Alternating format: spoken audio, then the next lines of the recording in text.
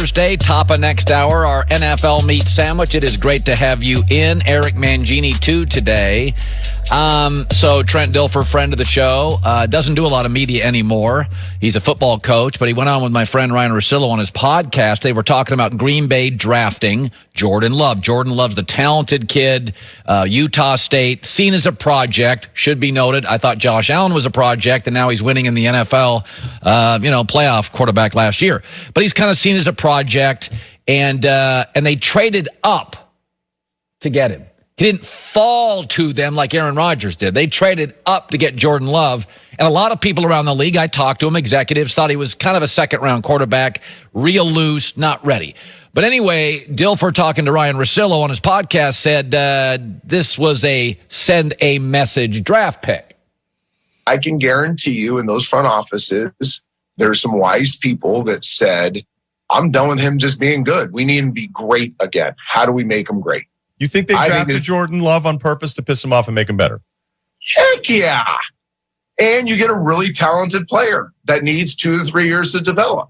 Yeah, you do. You absolutely you're a puppet master if you're running an NFL organization. If you're a head coach, you're absolutely a puppet master, and you're pulling the strings to get the most out of the people you have. And sometimes that hurts feelings, and sometimes that's not nice. Now, for the record, Aaron Rodgers isn't the only quarterback to have a prickly relationship with a legendary coach or a new coach or an organization. Now, first of all, I do think Green Bay looked at Jordan Love, and they look around the league and they go, well, he's big, he moves, he's got a big arm, he kind of plays loose.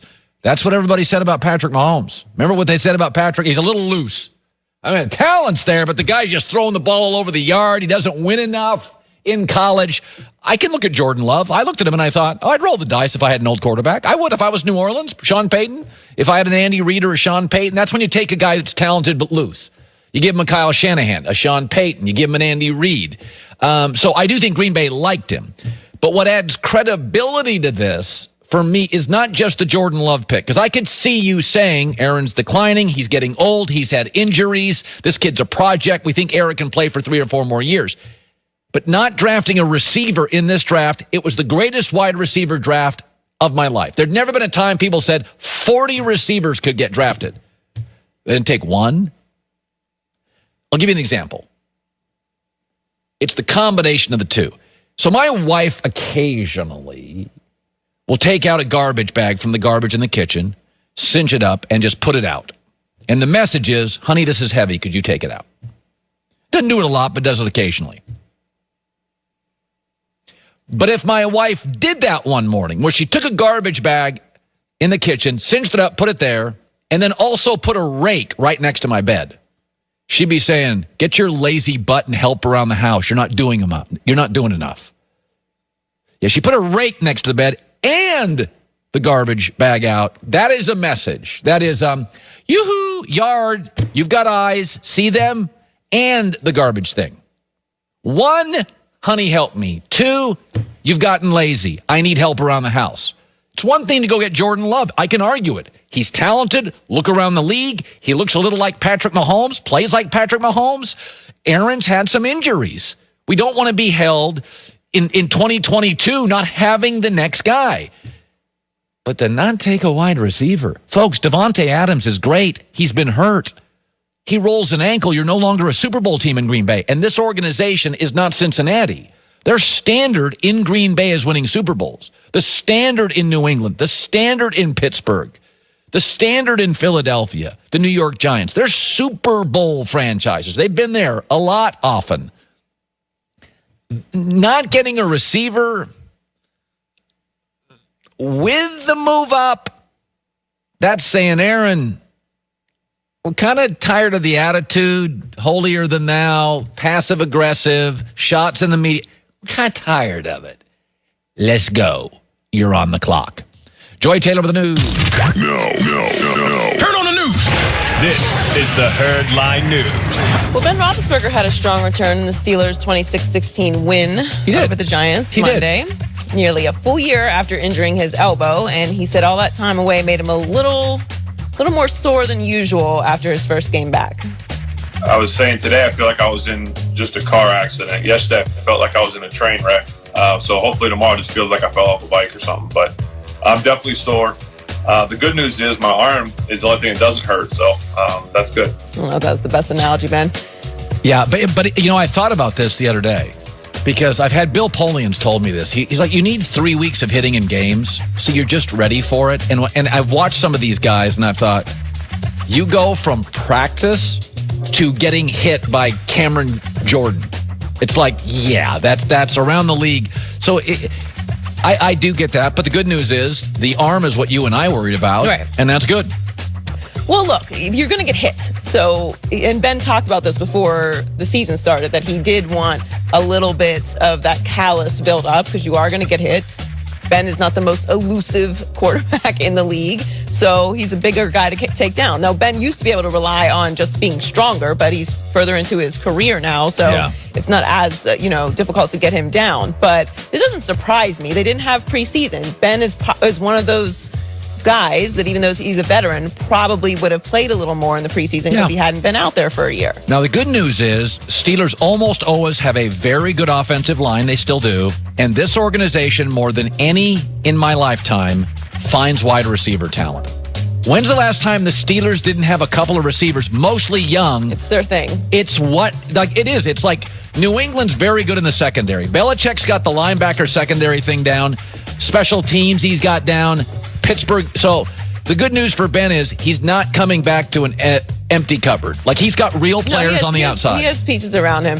I liked what I saw from Pittsburgh and from Ben, but really I liked what I saw from Pittsburgh's defense. Now, it was Daniel Jones and the Giants, so I don't want to overreact too much, but you have to beat who you play, and that's what we have to evaluate from. And that I thought overall the Steelers looked not better than I thought they would look, but I think I was pleasantly surprised with how good that Ben looked after having that much time off in surgery. So Washington's defense had a great performance week 1 against Carson Wentz and the Eagles, but they're going to have a little bit of a different challenge against Kyler Murray this week than Carson Wentz. And Ron Rivera says preparing for Murray is making him a little uneasy. He said he's a dynamic player. He's got terrific athleticism, gets outside the pocket and extends the play. He's got great vision and anticipation and delivers a great football. He gives me anxiety. This will be a good test coming off of that week 1 tremendous performance by Washington's defense, because he's right. Kyler Murray Carson Wentz is mobile. Kyler Murray is on a different level. Well, and also, what you're seeing, the San Francisco 49ers, we would all acknowledge, have a great defensive line. Russell Wilson and Kyler Murray have given them fits. Jared Goff is good. Sean McVay's good. They haven't given San Francisco's front fits. So I think Washington's got an unbelievable chance defensively this year to be a top 3 or 4 defense. But, now maybe they just get to him early. But when I watched Kyler last weekend and at the end of last year, when you're giving San Francisco gray hairs and they just can't get to him. He ran 13 times this weekend, Kyler. He scored, slid, or ran out of bounds 12 of 13. They got him one time. They literally got a hand on him. It's Well, that's to me what separates a quarterback like Lamar Jackson or Kyler Murray or Russell Wilson from, say, a Josh Allen or any of these other bigger quarterbacks, Cam Newton, who don't get down as quickly and as smoothly as these guys. I mean, Lamar will just run, and as soon as the defender's there, he's just like, boop, out of bounds. Yeah. Like, can't touch me. And that's a great skill to have, but that's what causes so much problems for the defense, because you're not going to tackle him in the open field. Yeah. He knows to get out of bounds or get down. And it's a huge asset to have. But these two teams coming off of really impressive wins, this is going to be an interesting game. This is one of the games this weekend that I want to check out for sure, because that performance of Washington against the Eagles, 8 sacks, and then Kyler Murray and the Cardinals beating the 49ers, these are two teams to watch. Vegas likes Arizona. I'll just leave it at that. One of the wise guys like Arizona this weekend. Finally, Saquon Barkley had a bit of a struggle game against the Steelers Monday night. He was only held to 6 yards on 15 carries. But former Giant Tiki Barber thinks there's even more reason to be worried about Saquon. He is very critical of Saquon's blocking and sees it as a potential liability for the team. Barkley, he might not be an every down back. he cannot pass protect. And it is starting to become glaring. It's probably the only issue he had to deal with coming into the NFL because he wasn't asked to do it at Penn State. You see him diving on the ground, not sticking his head in people's chest. It's going to be a liability because people see it now. It's on tape, and it's going to come out. Saquon Barkley's a big man. He doesn't want to hit anybody. It's frustrating to watch. By the way, Tiki got a lot of heat for this, but let me just say this. Tiki's played the game. Tiki knows the game. Tiki was a player that came into the league and got better. He had a fumble issue. And if you watch Saquon Barkley, he's right. This has been the knock on Adrian Peterson is nobody questions his talent. Adrian Peterson couldn't catch and didn't always love to block. Zeke, by the way, is a great blocker. That's what separates Zeke and Saquon. Ezekiel Elliott will just stick his face right in your chest, and he doesn't care. This is a real issue, and I think Tiki, as a former player, I think he kind of nailed it. But if this is an issue for Saquon, you got to keep in mind he's only in his third year. He had an unbelievable rookie season. He missed 3 games last year, and now he's with a new head coach. Like, Saquon is a star. We know what Saquon is capable of doing. But I don't want to overreact too much to that game against the Steelers defense that we were just talking about, who looks great. And there's a lot of factors going into this season. Like, Saquon has time to develop into a blocking back, if that's even what he's supposed to be. Like, he can still be an every down back, and they put together schemes that don't put him in that position. Well, the problem being is it's almost like Dana White told me this once. You're either comfortable getting in the octagon or you're not. You can't teach it. Like, some guys can get hit in the face and they're totally comfortable with it. Tiki Barber had a fumble problem. Positioned the ball differently, and Tiki really improved on it. It is hard to teach.